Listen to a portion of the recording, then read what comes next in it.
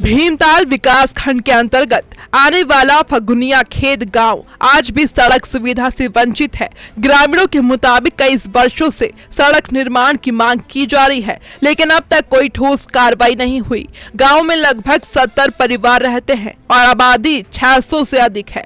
सड़क नहीं होने के कारण शिक्षा, स्वास्थ्य और रोजमर्रा की जरूरतों के लिए लोगों को लंबी पैदल दूरी तय करनी पड़ती है। लगातार हो रहे पलायन ने गांव के भविष्य पर भी सवाल खड़े कर दिए हैं। युवाओं के गांव छोड़ने से यहां का सामाजिक और आर्थिक ढांचा लगातार कमजोर होता जा रहा है। नैनीताल शहर से लगता हुआ 3 किलोमीटर कुल मार्ग है। ये कई बात सर्वे पीडब्ल्यूडी विभाग द्वारा इसमें सर्वे भी हो चुकी है। वो कह रहे कि इसमें कभी फॉरेस्ट आ रहा, कभी ये आ रहा, हमें इधर उधर घुमाते रह रहे हैं। हम आखिर कहाँ जाएं? हम विधायक या सांसद जी के पास जाएं तो फिर वो भी हमें नकार दे रहे हैं। हम आखिर जाएं तो जाएं कहाँ? हम गाँव वाले की परेशानी को देखते नहीं है। कभी कोई घटना अगर घट जाती है, हमें गाँव वालों को पूछने वाला कोई नहीं है। कितनी दफे हमने इसमें प्रयास कर दिया है। बहुत जगह हम चले गए हैं। देहरादून में मैं खुद 3 दफे देहरादून जा चुका हूँ।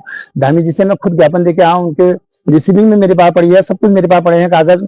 फिर भी पता नहीं इधर गाँव के क्यों नहीं देख रहे हैं। हमारे हम बचपन से ही हम लोग बीजेपी से जुड़े हैं, तो हम हमारा एक भी ऐसा नहीं है कि वोटर तो वो है।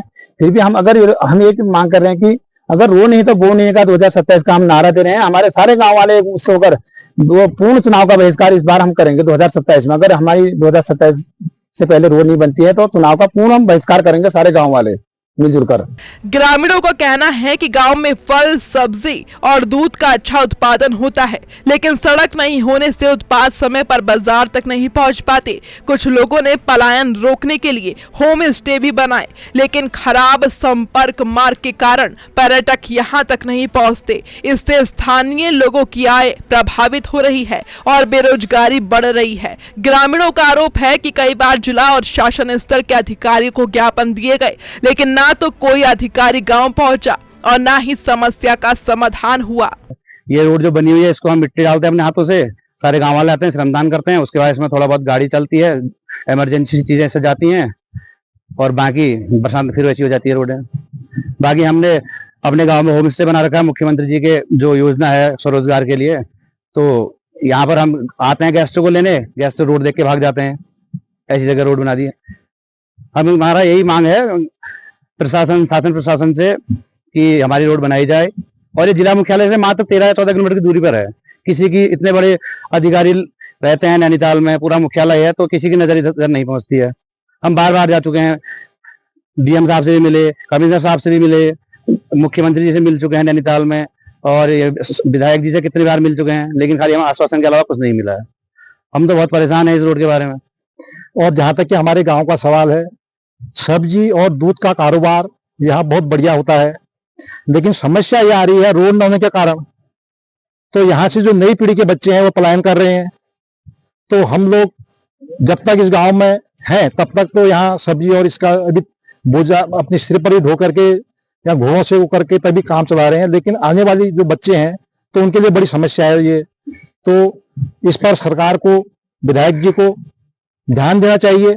तो ये आने वाली पीढ़ी के लिए तो भारी समस्या है।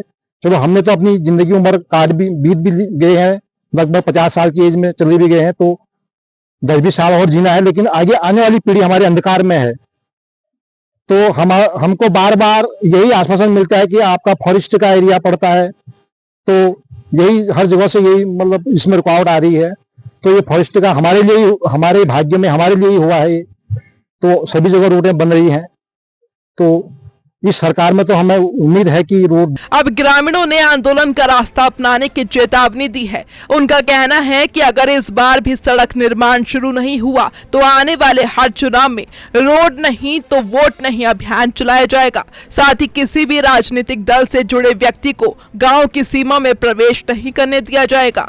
ग्रामीणों का कहना है कि वर्षों से सिर्फ आश्वासन मिले हैं, लेकिन जमीन पर कोई काम नहीं हुआ। उनका साफ कहना है कि अब विकास के वादों पर नहीं बल्कि सड़क बनने के बाद ही भरोसा किया जाएगा।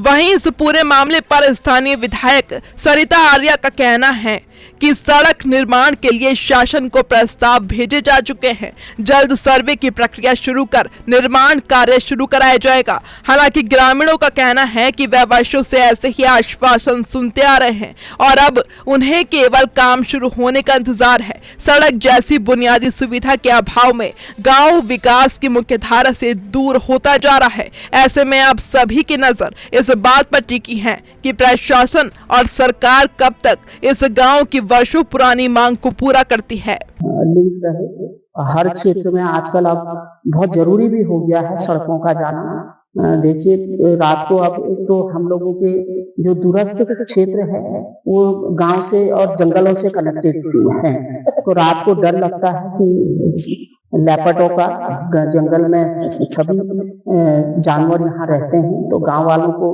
दिक्कतें ना हो, उनके घरों तक गाड़ी जाए, तो ये हम सभी लोगों का कर्तव्य भी है। तो मैं ये चाहूंगी कि इसका अलाइनमेंट चेंज होकर वहाँ पे घरों पे सड़क चली जाए।